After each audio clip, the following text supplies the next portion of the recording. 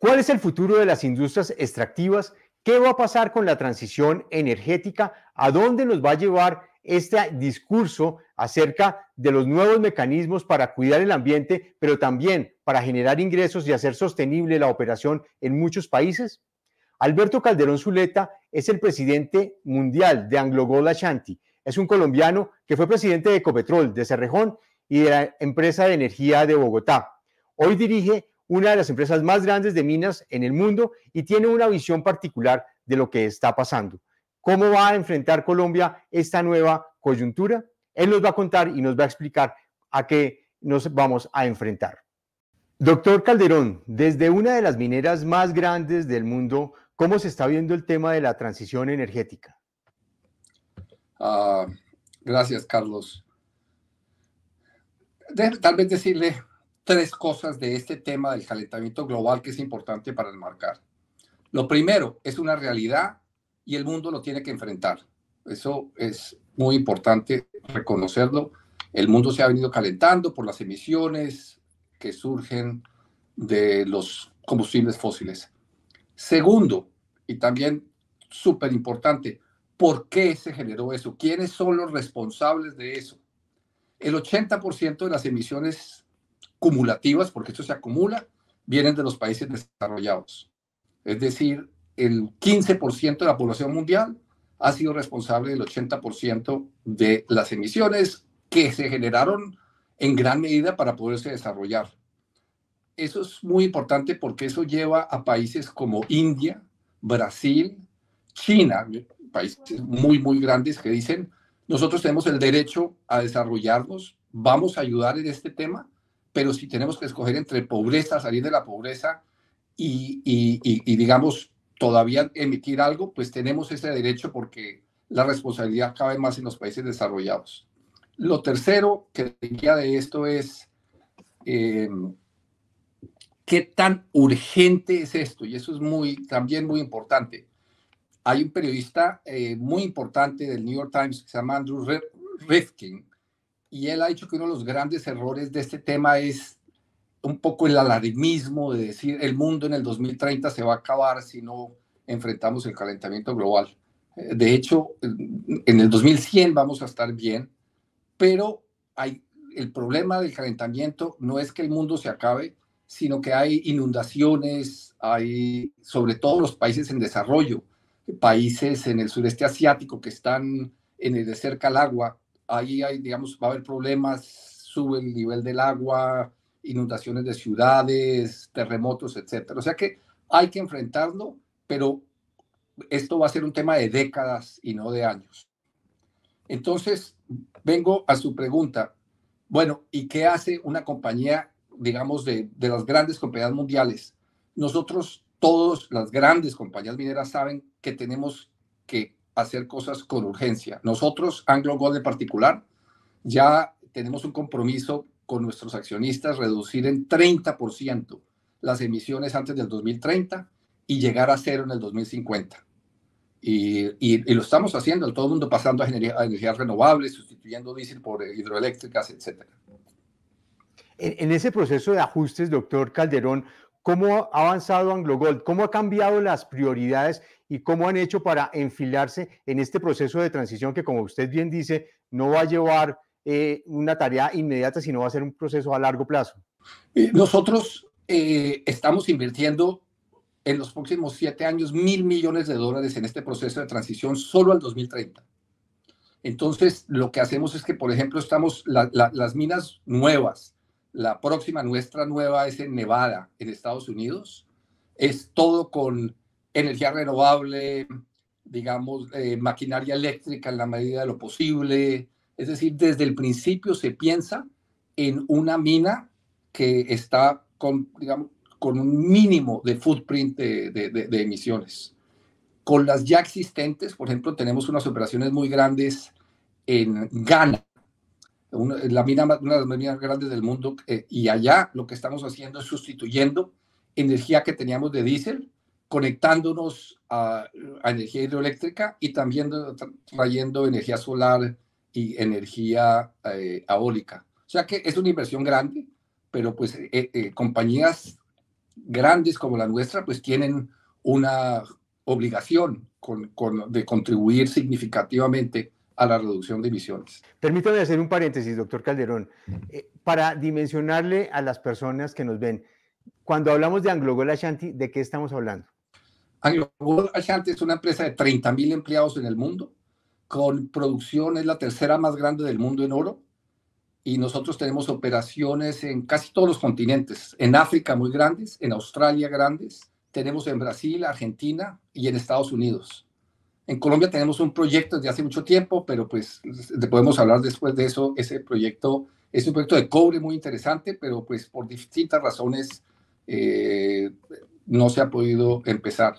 Pero sí, tenemos operaciones en casi todos los continentes. En este proceso de transición, doctor Calderón, usted bien decía que todas las empresas están enfilándose en ese sentido. En el caso de las mineras, habrá ganadores y habrá perdedores. Y en minería hay procesos claves en este tema de la transición, como productos como el cobre, por ejemplo, que usted menciona, y otros que se están marchitando como el carbón.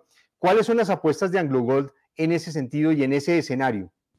Envolquemos primero por qué está pasando esto, porque esto es más allá del calentamiento global.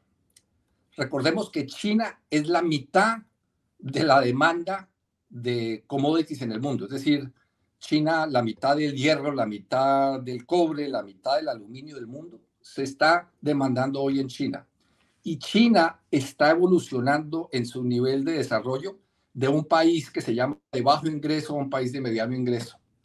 Cuando los países saltan de bajo a mediano, cambian su demanda de recursos naturales y pasan de demandar ya menos hierro y menos carbón a demandar lo que se llama bienes medios como carbón, níquel y aluminio.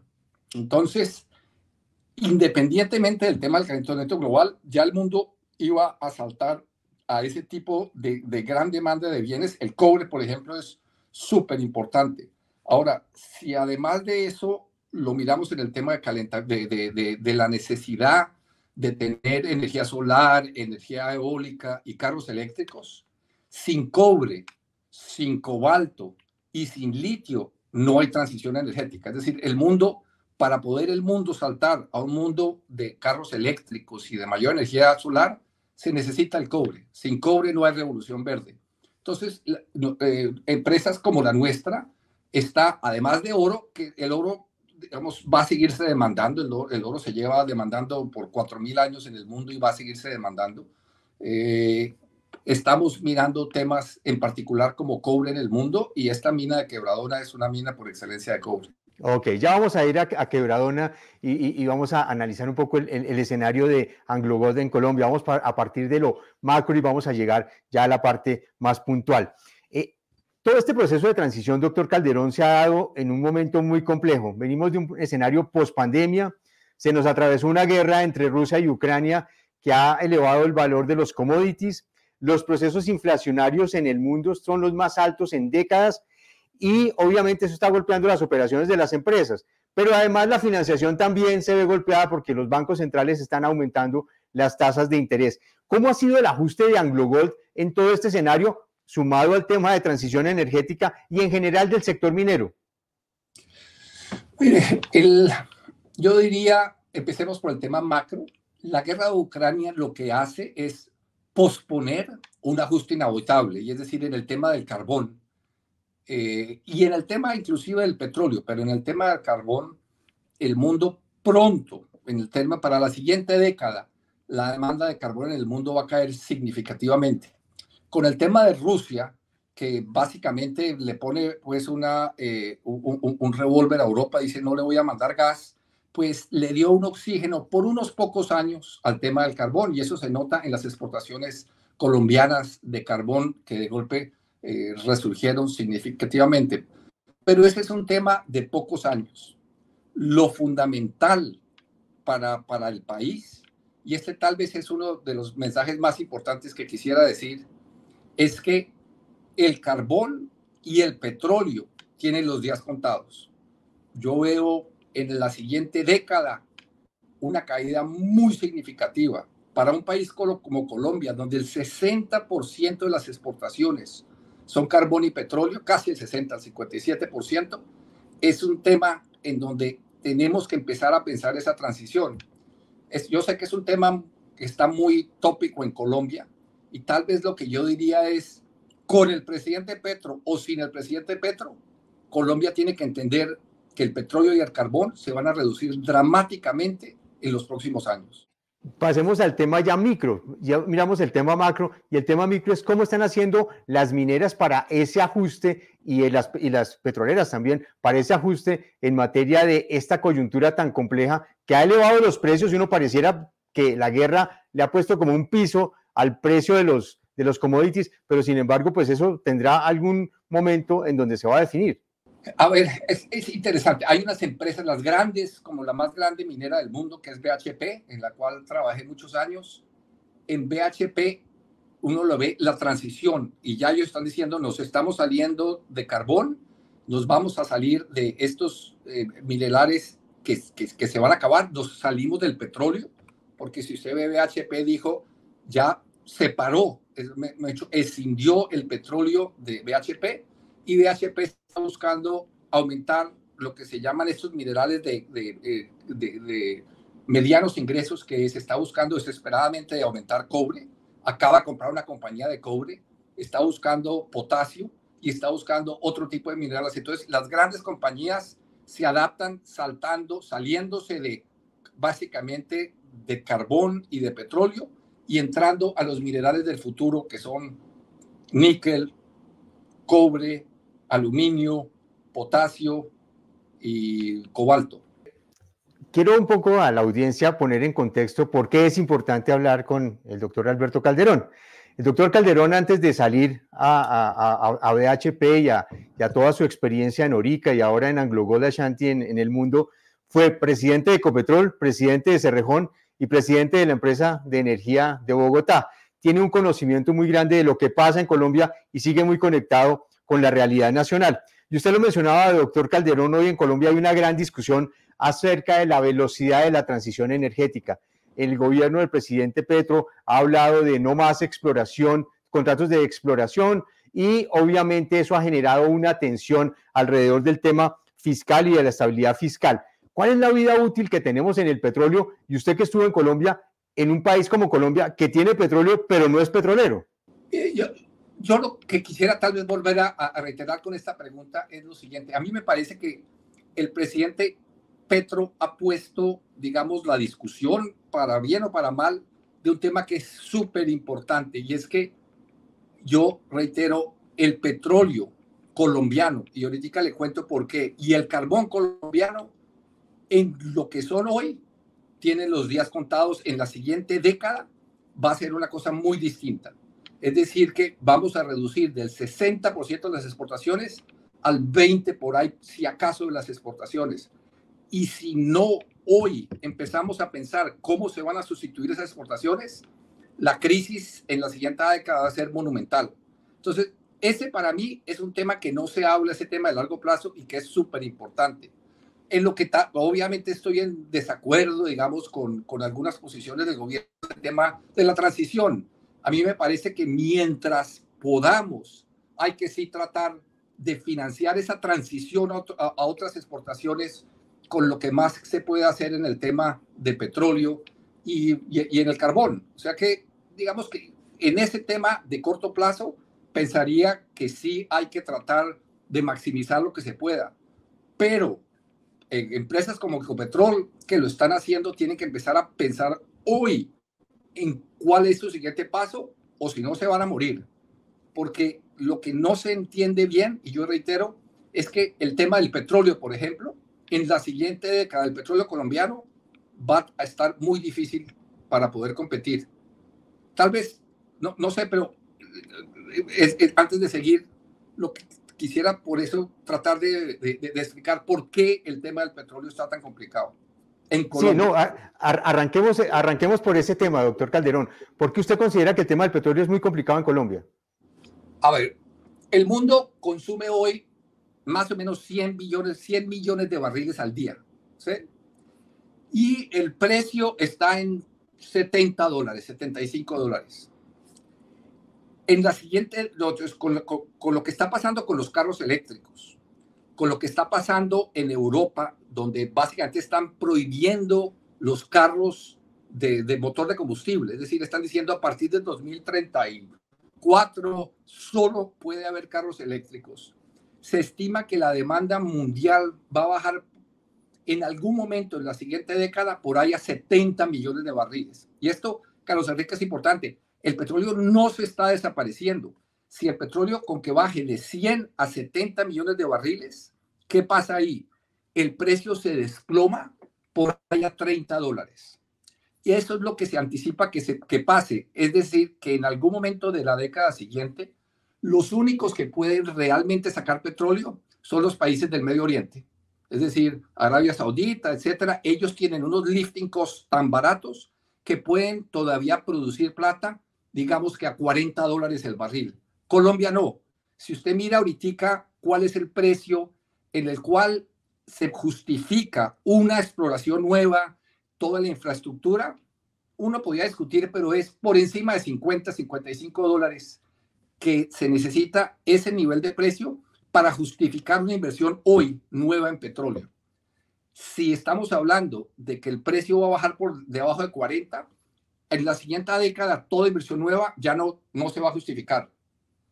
Ese es el riesgo que tiene un país como Colombia, en donde digamos que el precio promedio de renta que se necesita, el break-even de petróleo, es mucho más alto que en el Medio Oriente. Entonces, lo que se vislumbra, y yo vislumbraría, es que mucho antes de que se acabe el petróleo en el mundo, se acaba el petróleo en países sin la competitividad del Medio Oriente. Y los últimos países en esta fila van a ser el Medio Oriente, que son súper competitivos a 30 y a $25 todavía hacen plata. Por eso es que el petróleo, antes de que se acabe en el mundo, se va a acabar, o digamos que nuevas inversiones se van a morir en países como Colombia. Y el tema del carbón, pues se va a acabar mucho antes. El carbón es el que súper contaminante. Sin la guerra de Ucrania, ya Europa estaría consumiendo 0 petróleo en 2 o 3 años. Estados Unidos ha bajado de 2,5 billones a 500 millones de toneladas de carbón, es decir, ha caído en un 80%. Y en el 2030, los países desarrollados van a estar consumiendo muy, muy poco carbón. Entonces, si se toma eso, no toca, digamos, tener mucha bola de cristal para entender que lo que hoy es el 60% de las exportaciones se va a caer en la siguiente década a 20%. Es decir, 40%. Colombia exporta este año 60 billones de dólares. Se nos abre un hueco por ahí de 25 billones de dólares. Y no tenemos ni idea, no hay nada hoy que pueda cerrar ese hueco. Eso es bastante grave. Yo sé que es a 10 años y a 12 años, pero es bastante grave, porque no tenemos con qué. Escuchamos a algunos diciendo no, que el turismo son 5 billones de dólares al año. Si llevamos 50 años construyendo esa industria, si hacemos algo extraordinario, duplicamos, pero necesitamos 25 billones de exportaciones. Flores, es un tema muy interesante. Digamos que el experimento más exitoso en Colombia de una exportación menor es el de las flores, que empezó con el Banco Mundial en el 70. ¿Cuánto exportamos de flores? 2 billones de dólares al año. Llevamos 40 años construyendo esa industria. ¿Por qué es eso? Porque exportar es muy difícil. Y no somos Colombia. Colombia, Ecuador, Brasil. ¿Cuánto exportamos per cápita? $1,000 per cápita. ¿Cuánto exporta Holanda? $30,000 por cápita. En fin. Y un país minero como Australia, ¿cuánto exporta per cápita? Es que el tema de Australia sí es distinto, y ahí es un tema al cual quisiera aterrizar. Australia es el país minero más exitoso del mundo. Australia se desarrolló con base en su sector minero. ¿En qué se parece Australia, Chile, Perú y Colombia? En que los 4, más del 50% de sus exportaciones son mineras. La gran diferencia es que Australia exporta en un mes lo que Colombia exporta en un año. Y eso hace toda la diferencia. ¿Por qué? Porque en Australia las condiciones jurídicas, las condiciones institucionales, las reglas del juego, todo eso ha llevado a que sea la industria minera más exitosa en el mundo. Ella es un monstruo. Y Australia, con los mejores estándares ambientales en el mundo, con los mejores fuerza laboral más capacitada, teniendo la minería más segura del mundo, es también un país que se desarrolló con base en minería. Doctor Calderón, ¿qué consecuencias vamos a tener si no encontramos rápido las alternativas para sustituir el petróleo y el carbón en este escenario que usted nos está planteando? Mire, ¿cuánto se demora una empresa grande minera desde el momento en que encuentra digamos, no es yacimiento, sino una gran mina, hasta el momento en que empieza a producir? Pueden pasar 10 años a 12 años. Entonces, si estamos hablando de que en la siguiente década, hacia el 2035, necesitamos el 40% de las exportaciones de Colombia, estamos ya hoy tarde. Ahora, uno puede decir que sea pesimista, pero yo adoro Colombia, he trabajado en el sector, como saben, en el sector público por años, 2 décadas. Trabajamos para tratar de incentivar las exportaciones, pero el problema es que podemos tener toda la voluntad del mundo, podemos decir que queremos ser una potencia turística y una potencia lo que sea, pero eso no nos va a llevar realmente a poder competir en el mundo exportador como quisiéramos. Hay una razón por la cual Colombia, Perú, Ecuador, Brasil exportamos como $1,000 per cápita, que es muy poquito, y es por lo que, repito, producir es muy, muy difícil. Los países entonces se revierten a su ventaja comparativa. ¿Por qué Australia no produce más? Pues porque es un país aislado, es un país pequeño. Entonces Australia hace muchos años dijo, mi ventaja comparativa es esta, y voy a crear las condiciones para que lo hagan en la mejor forma. Y es un experimento el más exitoso en el mundo de un país minero. Y por eso la calidad de vida en Australia es extraordinaria. Voy a ponerle un ejemplo, Carlos Enrique. En Australia, un peluquero se gana $50 por una peluqueada. ¿Cuánto se gana en Colombia? Yo no estoy tan actualizado, pero ¿cuánto le cuesta a usted en dólares? ¿$5? $5. $5. Ok, 10 veces más se gana un peluquero en Australia. Es decir, un peluquero de Australia en un mes se gana lo que en Colombia se gana en un año. Por eso ese peluquero tiene una calidad de vida muy, muy superior. Cuando usted mira, el per cápita australiano es $60,000. El per cápita colombiano es 6,000. Es más o menos la misma diferencia de 10-1. Por eso ese tema de un sector exportador poderoso es lo que determina los términos de intercambio, la tasa de cambio real, que es lo que estoy hablando. Esa tasa de cambio, ese poder adquisitivo es lo que determina que en un sector no transable como el de la peluquería, ese peluquero se gane 10 veces más que un peluquero en Colombia. Entonces, eso todo está atado al sector exportador. Así fue que Australia se desarrolló. Entonces, en Colombia, lo que sea, que vengan para mí, yo creo que Colombia, lo que sabemos es que tiene un potencial. Olvídese de Quebradona, podemos no hablar de Quebradona, esto no es una entrevista de Quebradona.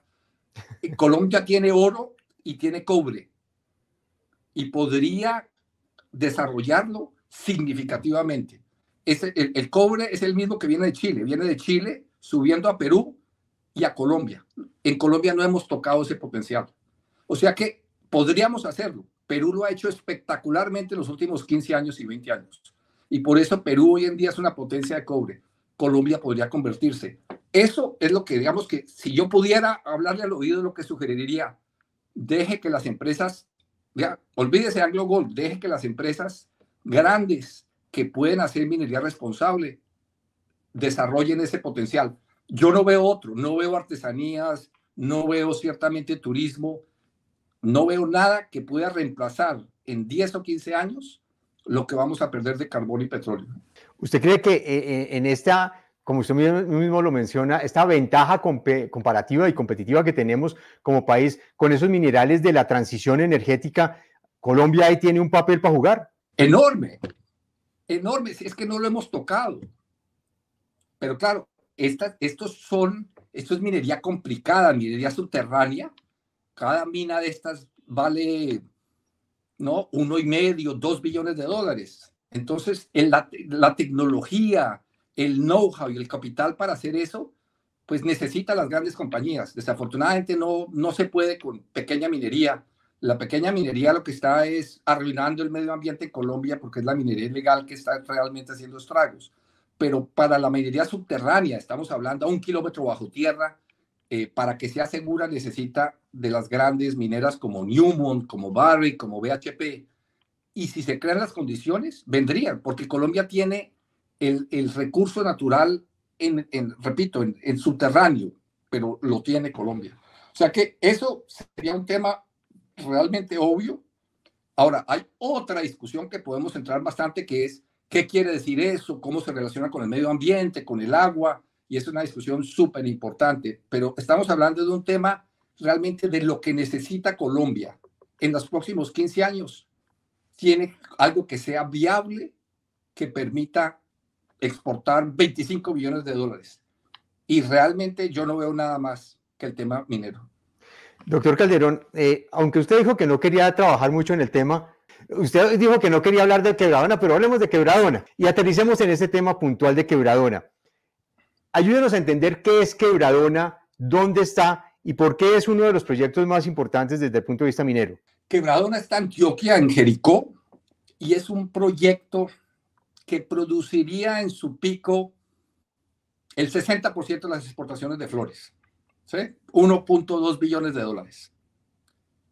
Generaría, digamos que en Jericó, y por eso en Jericó, cuando hace las encuestas que hemos hecho, el 70% de la gente quiere ese proyecto porque sabe, pues, que generaría una riqueza para la región sustancial, generaría 3,000 empleos, en construcción 2,000 más, pero más importante que eso, estas empresas como la nuestra, cuando llegan a un sitio, inviertan tanta plata en capacitación que generalmente pagan entre 4 y 5 veces el salario mínimo.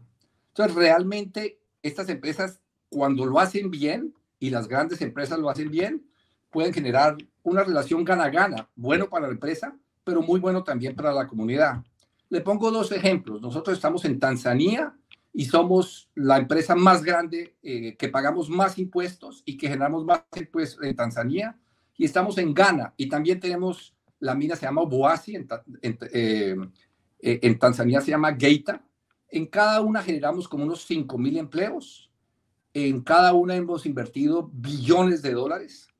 Y bueno, pues hoy en día son fuentes generadoras de las mayores de impuestos, en fin, de generación, colegios. Es decir, hay una relación gana-gana, bueno para el país y obviamente bueno para la empresa. O sea que uno entiende, esta labor didáctica se ha hecho en Jericó y allá del alcalde para la comunidad en general, el 70% entienden que esto traería beneficio en forma bien hecha, protegiendo el medio ambiente, que se puede hacer, pero pues generaría una transferencia de tecnología única y sería importante. El gobierno inicialmente ha dicho no a Quebradona y el argumento que ha manifestado el gobierno es la preocupación por el tema de los acuíferos y el manejo del agua que usted acaba de mencionar. Hablemos del tema del agua. ¿Qué es lo que pasa con el agua? ¿Cómo podría AngloGold en Quebradona proteger ese recurso? Una aclaración, el gobierno no ha dicho nada, hasta no es que el gobierno se ha pronunciado. El presidente Petro, asesorado en forma interesante yo creo que por la gente, hay grandes terratenientes en el área que no les gusta el proyecto, pero por otras razones, dijo una cosa con la cual yo estoy totalmente de acuerdo. El presidente Petro fue a Jericó y dijo, entre agua y minería yo prefiero el agua. Y yo diría, tiene razón. Un proyecto como Quebradona no puede afectar en nada los acuíferos y el agua, digamos, que se utiliza en la región para la agricultura. Lo que yo le diría al presidente Petro es, presidente, este proyecto no va a afectar el agua y se lo podemos demostrar. Y eso es lo que el ANLA, que es una entidad técnica, nos ha pedido que le demostremos y lo vamos a hacer. Este proyecto, como esa minería subterránea, no toca ningún acuífero. La única agua que captaría este proyecto sería el río Cauca, pero el río Cauca, cuando pasa, digamos, por cerca donde se captaría, tiene un caudal como de 750 metros por segundo. Un proyecto captaría 0.1, ¿sí? De 750, es decir, capta un 7500avo y lo devuelve el 80% en mejor condición que cuando lo recibió. Es decir, tomaría muy poca agua en términos relativos del río Cauca, pero no tocaría ni utilizaría nada de los acuíferos o del agua que se utiliza para la agricultura. Es decir, que lo que yo diría es la agricultura y la minería pueden coexistir, y la buena minería coexisten perfectamente. Y lo hacen en Ghana, y lo hacen en Tanzania, y lo hacen en Australia, y lo hacen en Canadá. Entonces, no hay disyuntiva. Por eso digo, yo estaría de acuerdo. Si es entre agua y minería, agua. Pero si es agua y minería, Ok. ese es el tema.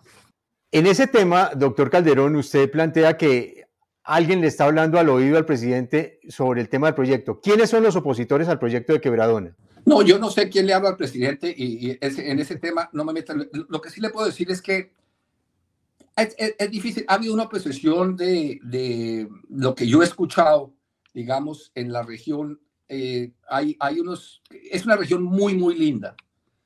Y con razón, yo diría que hay gente que tiene sus grandes fincas allá que dice, no me vayan a destrozar esto, abrir un hueco espantoso y los daña la región, y tienen razón. Con los que yo he podido hablar y explicarles lo que es el proyecto, y he podido hablar con buena parte digamos, de lo que es la clase dirigente en Antioquia, ellos entienden que nosotros no vamos a dañar una medida subterránea, tiene muy poco impacto. El único tema donde usted lo podría ver es desde el aire, y eso es una región que es como de unos 500 metros, es decir, muy reducido. Pero realmente, si uno puede sentarse y conversar, se entiende la gente con la que que ha querido escucharnos, entiende que ese tema nosotros no estaríamos dañando el tema visual de la región. Hay un tema que sí es crucial. Hoy en día, ¿cuánto pagan esta región también es de aguacates y hay grandes cultivos industriales de aguacate? ¿Cuál es la remuneración de estos jornales? Son un poco por debajo del mínimo.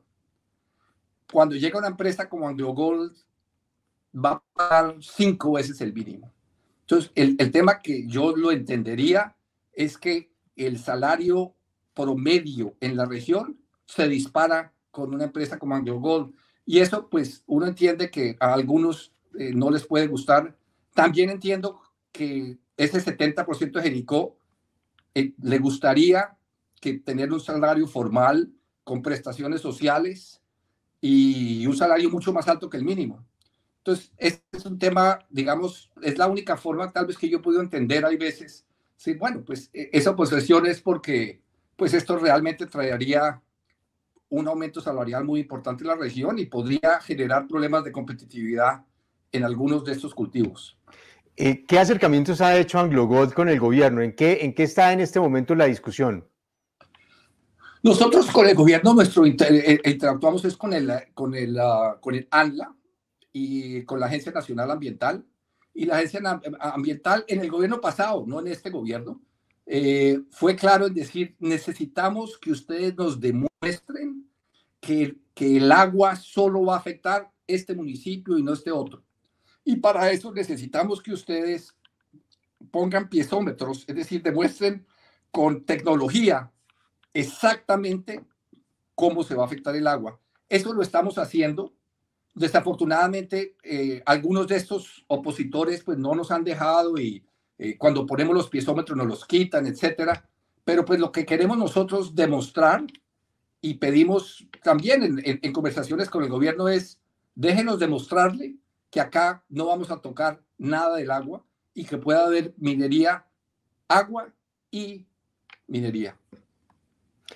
¿Le preocupa el tema de seguridad jurídica? No, mire, Colombia es un país de normas, de gran tradición, y por el momento, no. Nosotros tenemos unos contratos muy claros y reitero, nosotros estamos en este momento, ese es el tema de poderle demostrar eventualmente a la Agencia Nacional Ambiental que no tocamos el agua. Pero claro, en algún momento tenemos que poder tener una conversación. Hemos tenido, dicho sea de paso, y no quiero decir nombres, pero hemos hablado con muchos del alto gobierno y muchos en el Congreso, pero no voy a poner nombres para no herir susceptibilidades, que saben que Colombia necesita este proyecto y que entienden la importancia. Entonces, yo aspiro que nos dejen poder demostrar al gobierno lo que estoy diciendo, que no tocamos el agua y que podemos demostrarle que no tocamos el agua y que es un proyecto muy importante para el país. Pero tal vez déjeme decirle algo, Carlos Enrique, y esto lo quiero decir con mucha humildad. Si yo no fuera colombiano, probablemente ya, y fuera de otro país, probablemente estaría ya mirando en otras latitudes. Este es un proyecto muy bonito, pero AngloGold es una empresa enorme y AngloGold es una empresa donde este proyecto, digamos, no registra mucho ya, por lo que ha sido tan difícil. De hecho, desde que yo llegué, hemos volcado totalmente nuestra mirada hacia Estados Unidos y estamos invirtiendo en los próximos 3 años unos 1.5 billones de dólares y vamos a poder empezar a producir en el 2025. Nevada es uno de los distritos más promineros y la paradoja es que los países de oro más grandes del mundo son todos desarrollados.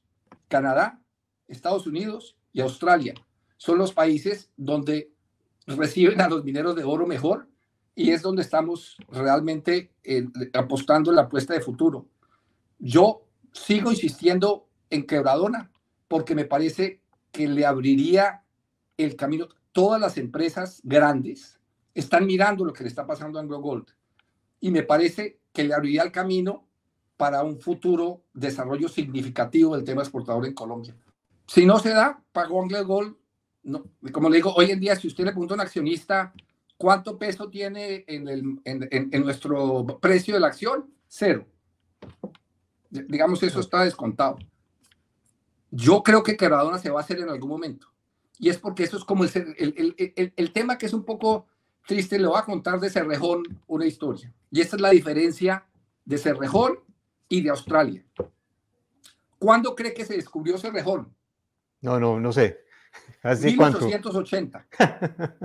En 1880, un inglés desarrolló totalmente el proyecto de Cerrejón. Dijo, acá es la mina, este es el puerto y se necesita un tren. 100 años para desarrollar Cerrejón. Casi cuando ya era muy tarde. Porque cuando se acabe la era del carbón, que se acaba en la década siguiente, van a enterrar la mitad de Cerrejón todavía. Entonces Cerrejón se desarrolló porque era un proyecto extraordinario, pero se va a acabar enterrado. La mitad de la riqueza de Cerrejón se queda enterrada. Si hubiéramos empezado ese proyecto en 1950 años más tarde, otro hubiera sido el destino de ese proyecto y del carbón en Colombia. Pero no, nos demoramos 100 años. Quebradona se va a hacer en 1 año, en 5, en 10 o en 20. Ya veremos cuándo. Porque es un proyecto muy interesante, importante, pero para AngloGold, pues nosotros miramos en otros lados y por eso en este momento toda la energía de inversión está en Nevada, Estados Unidos. ¿Cuándo es el deadline de Quebradona? ¿Usted cómo está viendo esos tiempos? No, nosotros, estos proyectos, los proyectos mineros, nosotros vamos a seguirle trabajando, vamos y seguimos invirtiendo, nosotros invertimos al año en Colombia sin producir un peso, unos 60 millones de dólares.